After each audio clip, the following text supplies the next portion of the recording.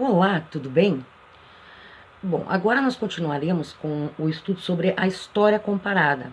Lembra que no vídeo passado eu falei sobre um texto, uma leitura complementar do caderno de estudos, que eu vou dividi-la em duas, três partes, por ser uma leitura longa e a memória do meu aparelho ainda não está como deveria. Então vamos lá. A perspectiva.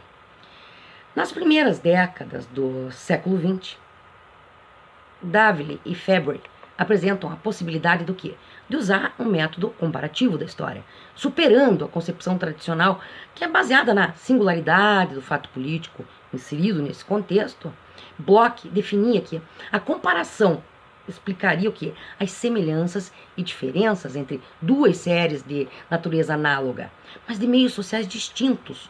Como objeto de aplicação desse método, ele elegeu sociedades que eram vizinhas e contemporâneas, sofriam influência uma da outra e remontavam parcialmente a uma origem comum. A proposta de Bloch era o quê? É próxima do comparativismo de Durkheim, que trazia uma perspectiva histórica o quê? Mais ampla, extrapolando os estudos locais, característicos da tradição historiográfica francesa. Esse método comparativo tinha o mérito de afastar o estudioso, do seu próprio ponto de observação e permitir a passagem da descrição à explicação de processos históricos, sistematizando conhecimentos. Entretanto, a história comparada de Bloch atinha-se a fronteiras políticas e a uma mesma temporalidade. A maioria dos estudos históricos comparativos ainda segue nesse sentido, comparando-se o comparável, ou seja, privilegiando sociedades vizinhas de mesma natureza e coetâneas.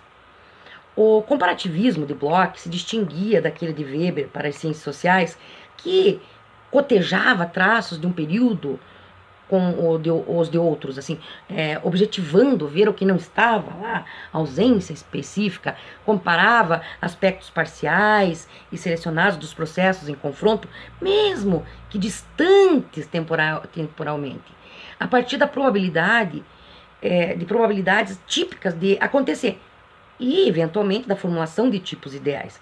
Essa abordagem envolvia, portanto, sociedades fracamente heterogêneas ou muito afastadas temporalmente, procurando o peculiar e não o comum a várias ou a todas as configurações históricas. Corria-se ainda o risco de etnocentrismo. Por quê? Porque muitas vezes considerava o Ocidente como norma da qual divergiriam as outras culturas. Daí a cautela em relação ao comparativismo. Entretanto, aspectos favoráveis foram levantados.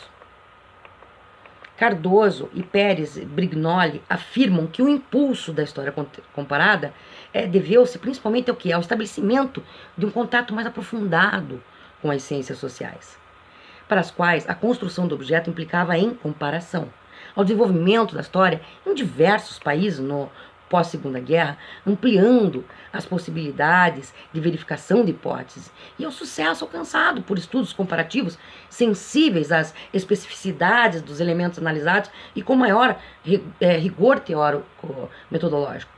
Esses historiadores destacam ainda outros pontos positivos desse tipo de abordagem, como, por exemplo, o rompimento de um dos legados da historiografia do século XIX, a concepção das fronteiras políticas nacionais, comunidades naturais de estudo e, concomitantemente, a disponibilização de ferramentas para quê? Para a distinção das singularidades de um objeto situado numa tipologia, destacando-se quer os traços comuns, quer os traços incidentais no conjunto dos objetos comparados. Assim, a partir de meados do século XX, o que acontece? Com a fragmentação do mundo contemporâneo e a crítica à concepção evolucionista e progressista da história, abriram-se novos caminhos ao método comparativo. O desenvolvimento da arqueologia, antropologia e semiótica, dentre outros, propiciou uma visão distinta das sociedades, a partir de problematizações comuns, encontrando-se respostas diferentes Isto foi possível no contexto da crítica aos paradigmas iluministas, com a desconstrução de das hierarquias, né, culturais e visões etnocêntricas, viabilizando epistemologicamente o que é? Comparar o incomparável. Tal é a proposta de história comparada apresentada por Vernante e Detienne e adotada pelo PPGHC.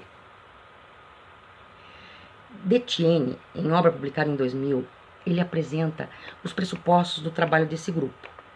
Considerar que uma sociedade é formada por uma complexidade infinita de elementos, própria do que? Da dinâmica das relações e práticas pelas quais os homens se articulam, produzindo múltiplas combinações e ações sociais. Reconhecer que há diversas redes de imbricações, não necessariamente lineares, causais e evolutivas, que têm mais condições de serem percebidas ao se tornarem objeto de comparação, ao que pela comparação, pela construção de conjuntos de problemas comuns às pesquisas de equipe.